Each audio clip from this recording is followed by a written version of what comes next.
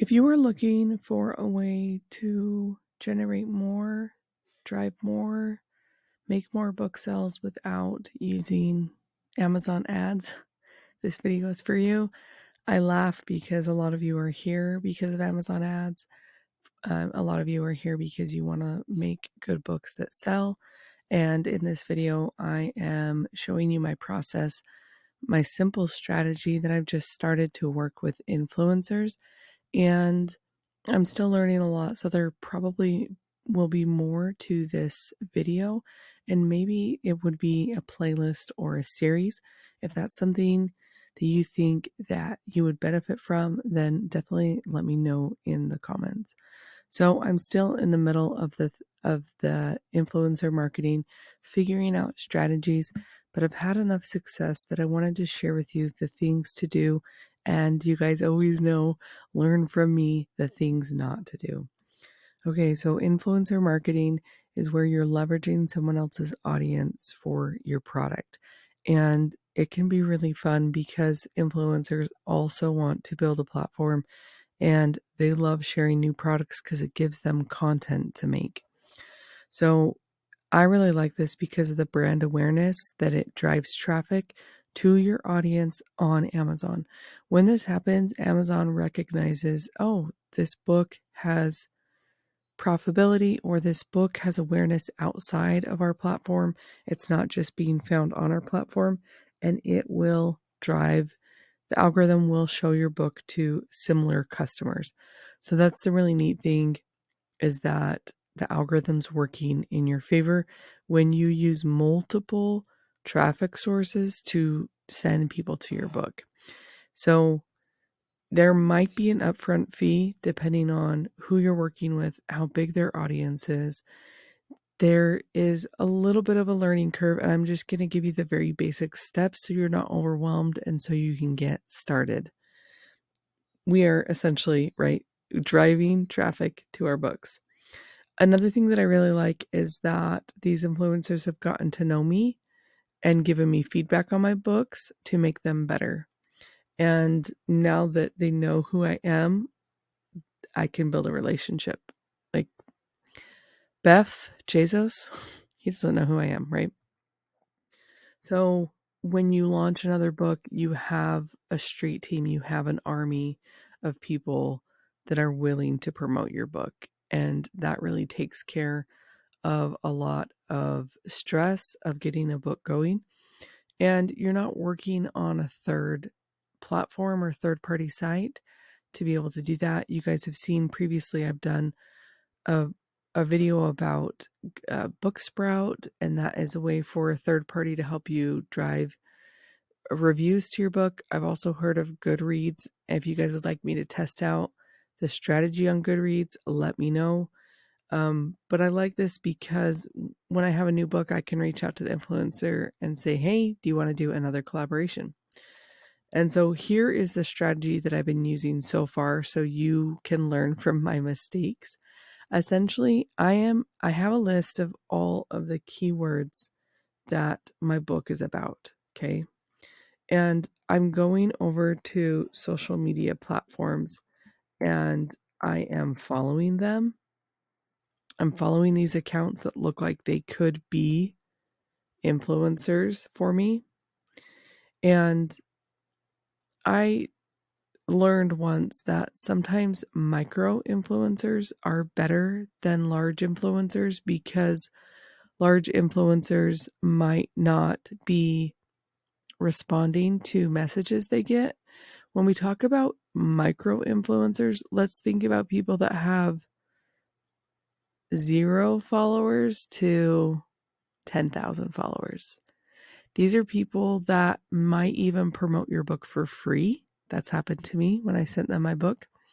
These are people that have really small fees and they're really passionate about their products.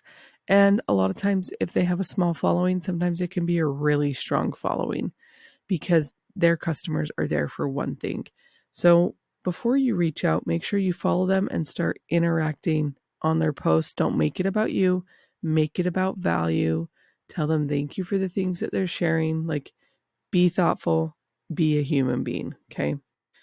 So as you do these things, you'll start building rapport, and then you can message them and say, I really like what you're doing. I would love to do a collaboration with you. Please let me know if you'd be interested. I have a book. I think sometimes when you run a book with a pen name, you can get kind of nervous for people to know that you made it. So it's important that you vet the influencer out by explaining what your book is. And then if there is more interest, you can do that.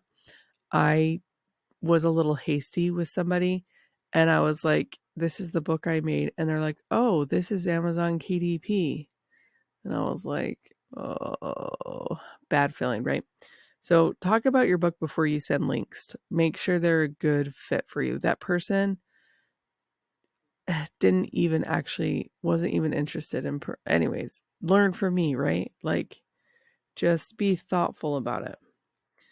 And then you're going to go to other social media platforms. I showed you Instagram here, but I want you to go, like, I found some of mine on TikTok because TikTok is a visual platform.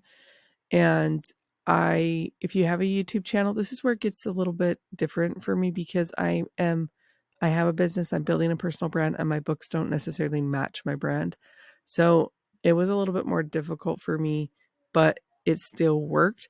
And that means that if you're not building a brand, like, it might be easier for you. But go to your favorite social media platforms. I found a lot on Facebook also, and they were always really excited to work with me. Now, a really important aspect of this is that you want to be sending them your books because you want to control the experience. If you mail them a book and it doesn't work out, like maybe it comes broken or it doesn't come delivered, like, you're in charge of that now as the customer service to communicate to Amazon. And it's not really that good of a position to be giving Amazon your customers' information. You can do that, but from my experience, I think it's best for you to buy author copies or buy it yourself on Amazon.com, get it to your house, and then open it, repackage it, make it nice. If you're building a brand on Amazon, this makes it more fun because you can add your branding to it and write them a note and really build a relationship. You're really taking the relationship off Amazon at this point. Now, it's important to think about if this person is part of the Amazon Associate program, which is not the influencer program.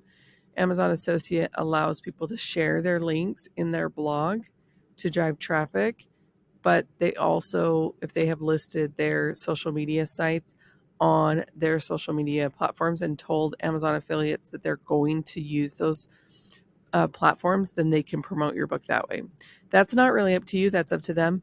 But from my experience, I would be very careful with working with Amazon influencers because you upload to KDP. I'll have more information on that because I had some really not great experiences that I'm still trying to work out and navigate. But I wanted to share with you strategies that work, and that would be getting the book to your house yourself. It's going to cost a little bit, but you're trying to drive traffic from other sites so you're not having to rely just on Amazon ads, right? So that is that part of the equation that allows you to build a relationship, and then you have someone that's promoting your book every time you launch a new book. Another resource, this has been really fun for me. I met someone on Fiverr that generated a list of influencers for me when I wasn't really sure what keywords to do.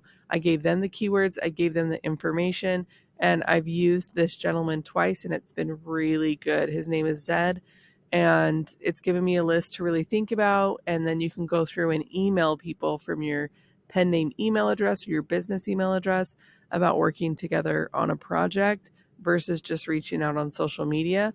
But his list will generate usually email address, size of the following, their handles, how you can contact them, and then you can find out the best way to work with them.